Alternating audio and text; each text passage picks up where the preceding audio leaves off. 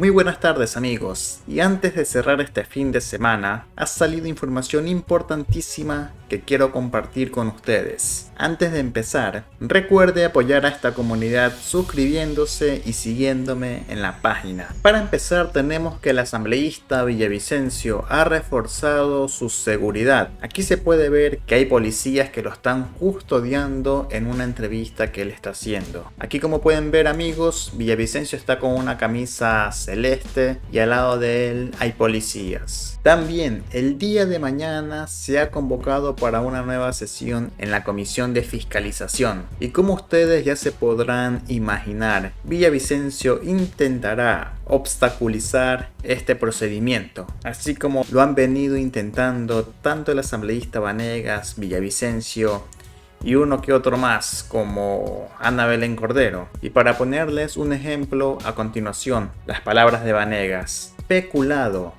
Nada de nada, los acusadores solo anunciaron como pruebas 2 oficios y 5 testigos. Se olvidaron de un testigo clave, Johnny Estupiñán, que tampoco declaró ante la comisión ocasional. Con ayudas de la CC dice, es obvio que la acusación es débil en lo jurídico. Atención con este término, jurídico. Pero eso son muchos asambleístas los que ya están dudando por una acusación tan floja. Supuestamente dice el señor Vanegas que en la calle le dicen, doctor, yo también quisiera, si algún día me demandan, tener la suerte de Guillermo Lasso. Esto es, los mismos 4 acusadores. Acá también un audio más de Vanegas. Escuche lo que dice. Quiero ver al asambleísta Don Torres.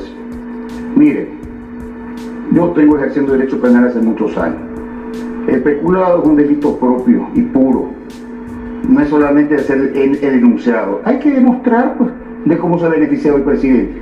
Y en ese informe que se hizo votar, no hay una prueba. Aquí se ha confundido lo que es una antinomia. Hay una ley de empresas públicas que permite al presidente nombrar al gerente de elenco. Y entonces sostienen esta nueva especie evolucionista que por haber designado a ese gerente y como el gerente designó a los gerente de las unidades eléctricas, entonces el presidente Lasso ha hecho peculado. Dios mío, hay que ir a estudiar, por favor. Muchísimas gracias a nuestros panelistas. Esas son las palabras de el doctor Vanegas. Pero hay que recordarle que este juicio es político, no es un juicio penal. Es un juicio totalmente político. Y él mismo confiesa que el presidente emitió decretos. Responsabilidad política hay. Aunque el tema es un poco complicado de entender, se puede percibir que tanto Vanegas, Villavicencio y otros estarían contentos con seguir con este gobierno. Y de lo que yo tengo entendido por lo que ha dicho también el doctor Granja, es que el presidente Lasso era garante y responsable de los caudales públicos. Pero claro, cada quien sacará su conclusión. Pero vista la situación actual de cómo está el país y el aire que se percibe de que Borrero va a ser presidente, todo indicaría que efectivamente así se paren de cabeza los Lasso Boys, el presidente del Ecuador cambiará. Una reflexión muy importante. Estas empresas, pero hay un tema acá que se relaciona con el tema de la aportación de armas y con la violencia.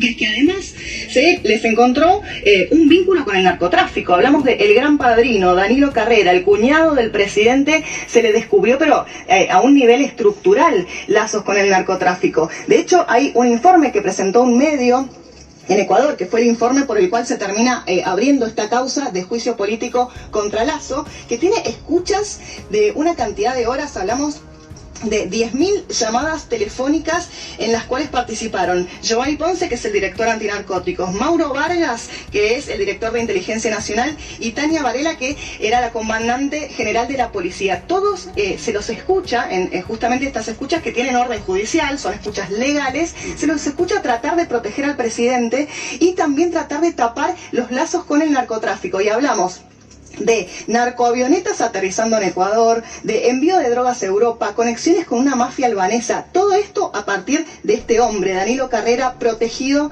del presidente Lasso. Y esto es muy importante porque entre los ecuatorianos, la verdad que este informe ha caído como una bomba, sobre todo por las consecuencias. Si hablamos de aumento de violencia, hablamos que el presidente tiene vínculo con el narcotráfico, hablamos cómo creció el narcotráfico. Dale, para completar, uno de los empresarios que está en esta causa apareció torturado y asesinado esta misma semana. Y tenía orden de captura y era uno de los empresarios más mencionados en este vínculo que contaba con el cuñado de Guillermo Lasso. Sí, una situación muy violenta que se vive en Ecuador, pero también vemos que en el gobierno hay algunos nexos. Entonces yo creo que la tiene muy difícil Lasso, sobre todo para salir airoso de este juicio político. Si lo hace, va a ser de espaldas seguramente a los sectores populares, a la gran mayoría de la población que no aprueba su presidencia.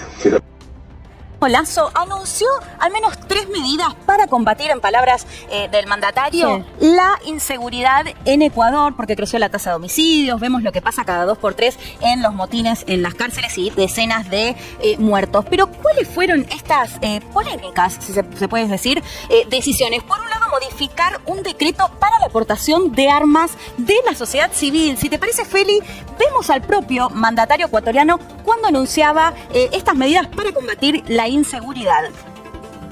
Hemos modificado el decreto que permite la tenencia y el porte de armas. Es decir, en términos generales, 1. Se autoriza la tenencia y porte de armas de uso civil para defensa personal de acuerdo con los requisitos de ley y el reglamento. Y se autoriza el uso de aerosoles de gas pimienta para defensa personal.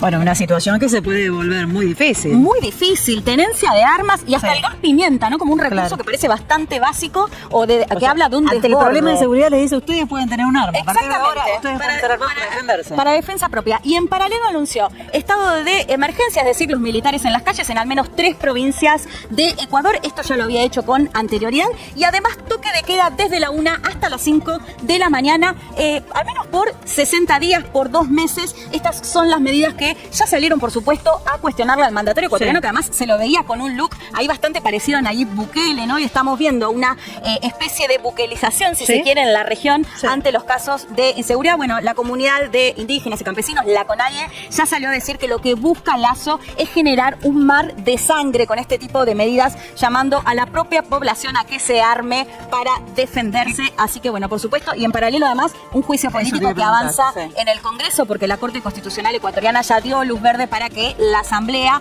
trate un juicio o avance en un juicio político contra Lasso. Lo acusan básicamente a él y a sus familiares por lo que tiene que ver entre el vínculo de empresarios y las empresas estatales. De hecho, la muerte de uno de los empresarios envueltos en esta causa complica mucho más la situación del presidente